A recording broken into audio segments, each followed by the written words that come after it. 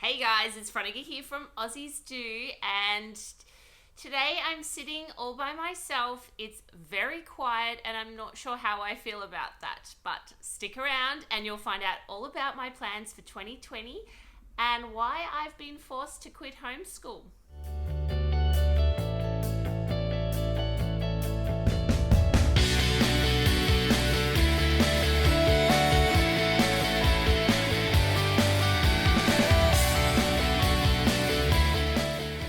So, as the thumbnail and the heading suggest, I have had to quit homeschool.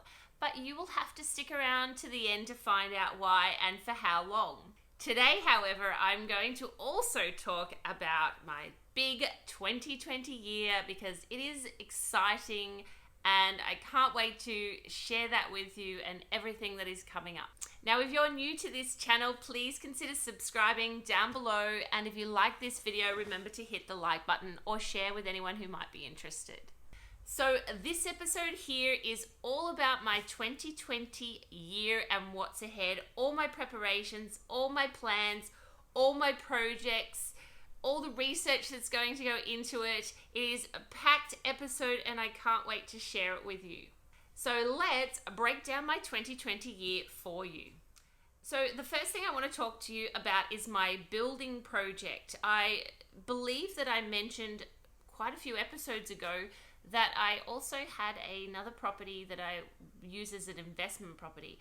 But what I've decided to do is build on that property. I did live in this property for a while when I first moved to Queensland, but then I realized, as I sometimes do, that the property could make money for me. So I decided that I would capitalize on that and go on a little adventure in developing. I have actually split the property into two. It's a corner block and the house sits kind of in the middle but a little bit towards the front, and it had quite a big sort of backyard area that I can utilize.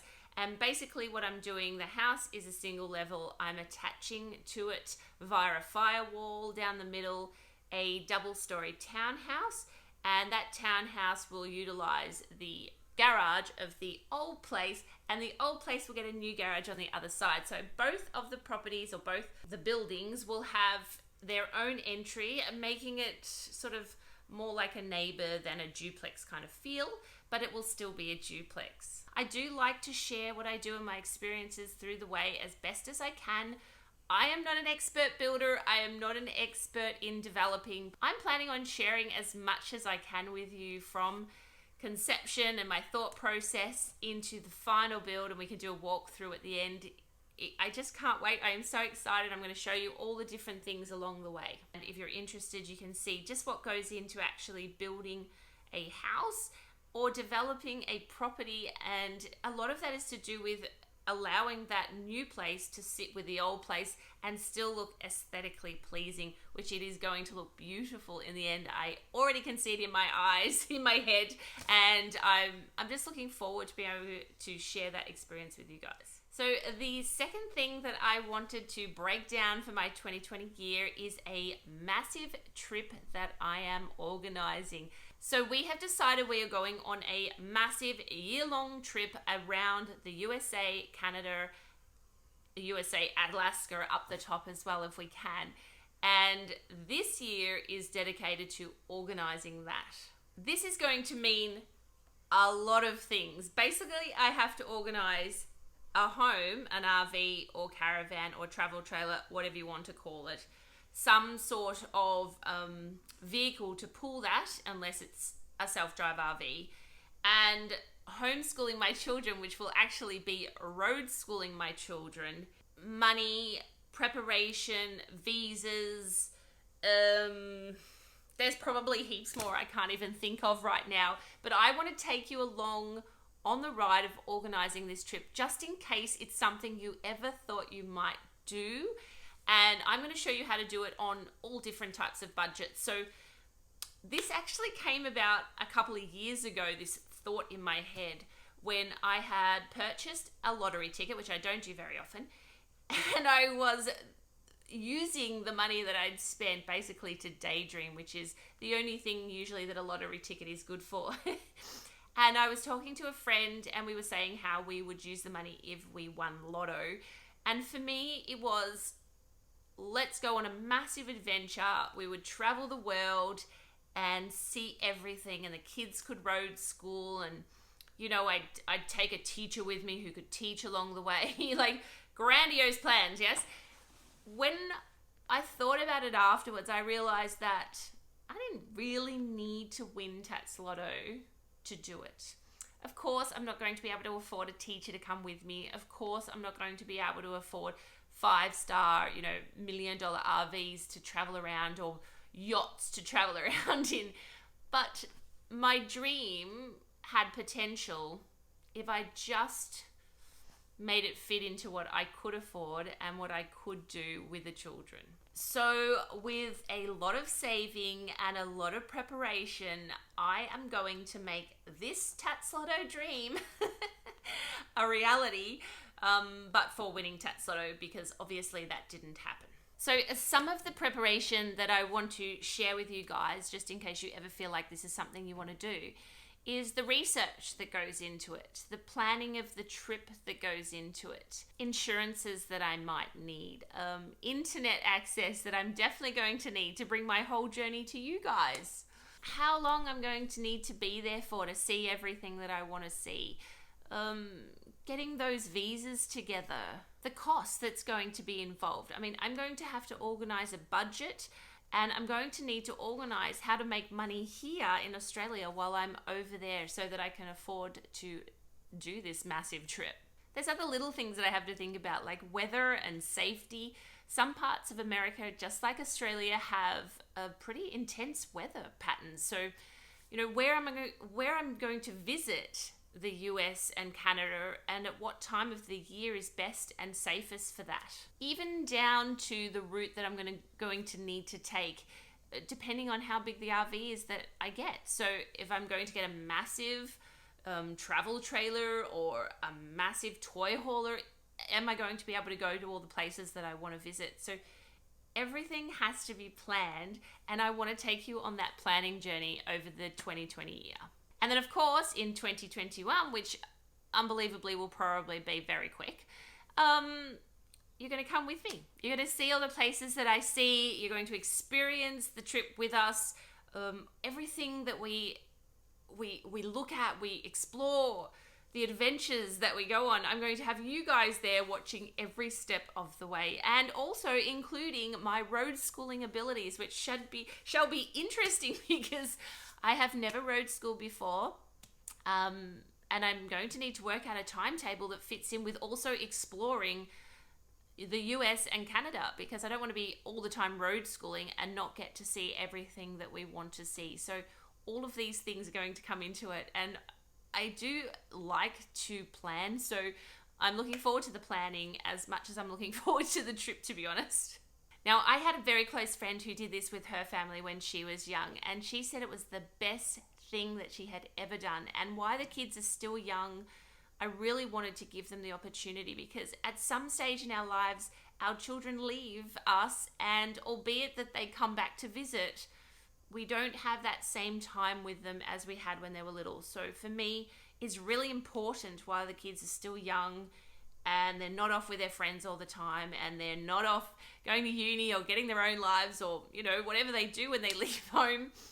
I just wanted to have that time to really connect with my children and really forge a bond that can't be broken. I think also for them, it's going to be a massive opportunity. They're going to see places and meet people that they've never seen or met before.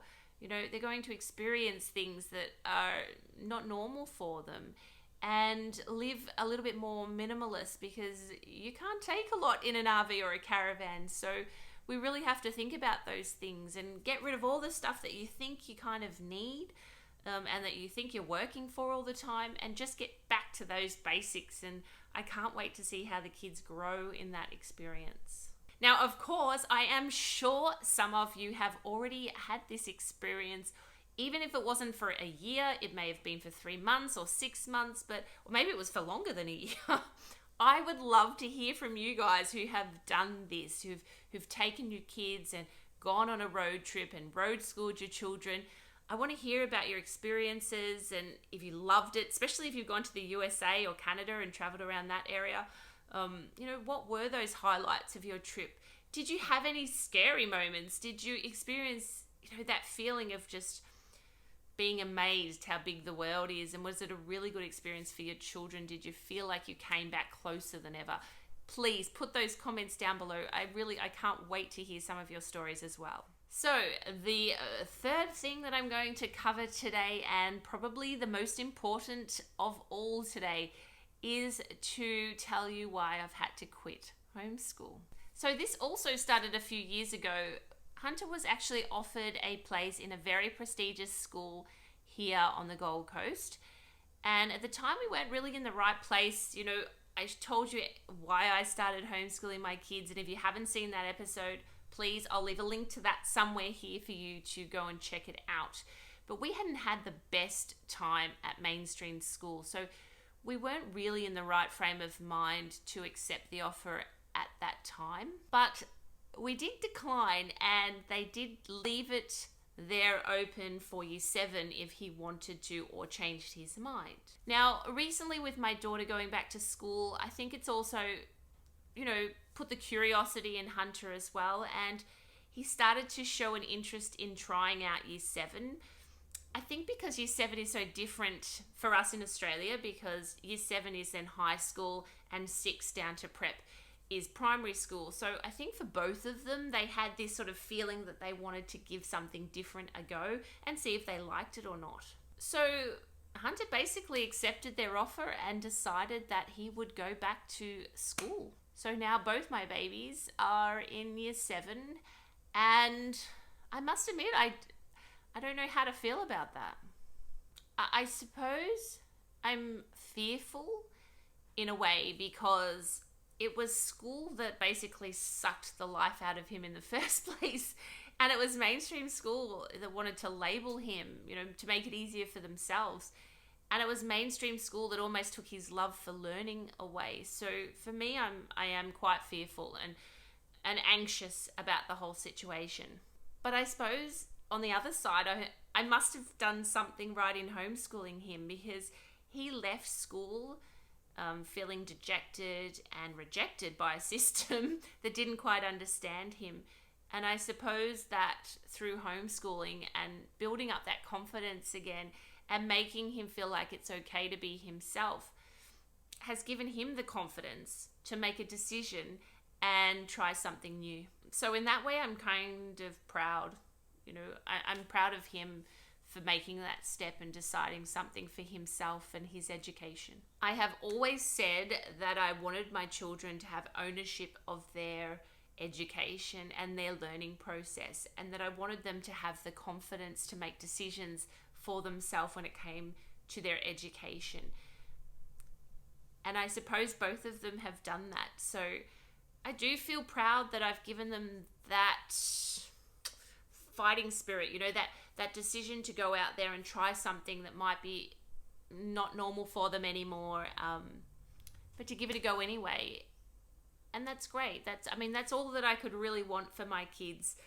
Of course, I have very much reiterated the fact that at any time, if they're not liking it or they're feeling like it's not for them, they can come back to mummy and we can continue to homeschool. They really know that they have a safe place to fall if they need to. And for me, that's really important to just keep telling them that, so that they don't feel trapped.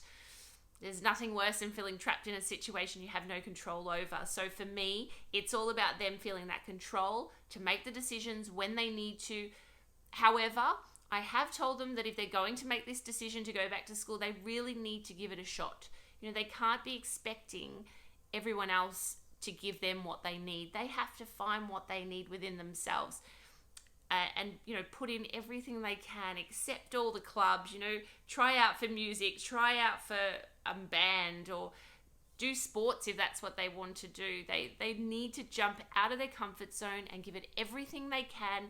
And if then it doesn't feel right, of course they can come home. But part of me is hoping that it works for them, that this decision they made is a positive one, and they they can move forward and be happy. And of course, I suppose next year I'm taking them out again, because for this big trip, I'm going to be homeschooling again, or road schooling as the case may be. So where does that leave me? Well, it's left me with a lot of time on my hands, but not really. I mean, I'm running 2 businesses and I am super busy all the time, and it used to get away from me when I was homeschooling. So this has given me a lot more time to dedicate to my businesses, but it also puts me in a really weird position, because I still want to bring you information and I still want to give you information about homeschooling.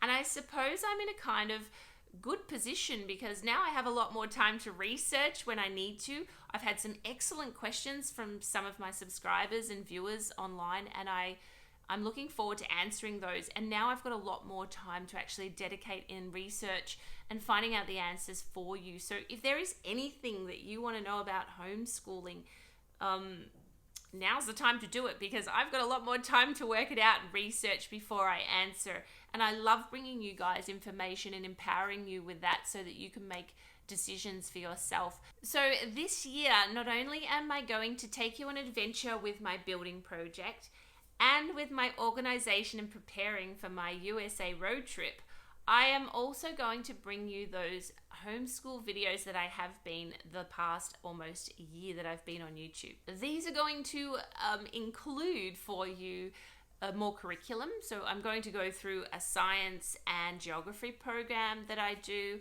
I'm going to do a little bit more of some unit study work that I wanted to go over with you again. What I want to do with this year is get a little bit deeper in single topics. So it's not such a broad overview, and I can really hone in on giving you information on each topic for you. I want to also look at a few more of those online schools or online resources that you can use. I want to look at some more curriculum choices that you can use, because I'm also going to be studying what I'm going to use for next year on my road trip. And that's going to be a lot of research that I'm doing for myself, so I might as well share it with you guys. I also wanted to share the process of quitting homeschool. So if you decide, or your kids decide, that they're going back to school, how do you tell the authority that you're not homeschooling anymore? Because it's an important subject. So I'm going to tack that on, because it's not a massive subject. I'll tack that onto one of the episodes as well and show you just how I cancelled my homeschool certificates. The other thing I wanted to show you a little bit more about is my farm.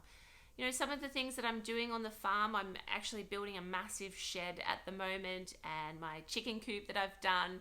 And we're going to be building some roads and doing some fencing and that sort of thing. So I wanted to share those things with you as well. So really, 2020 is really packed.